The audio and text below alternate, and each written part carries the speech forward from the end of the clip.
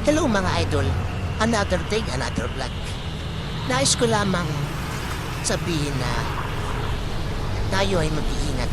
Lalo na kung tayo ay nagka-drive at kung saan man tayo pupunta. At huwag po tayo maging kaskasero sa daan at maging kalmado lang po tayo.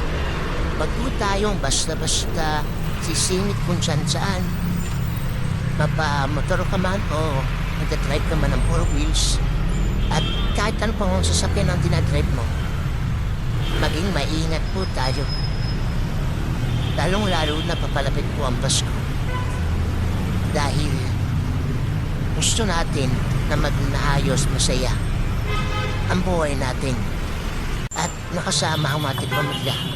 At tulad nito mga idol, hindi natin naiiwasan na mangyari itong mga ganitong bagay. Pero hanggat maaari, umiwas po tayo sa ipapahamak natin. At umiwas po tayo sa abala at makaabala. Yun lamang po at maraming salamat.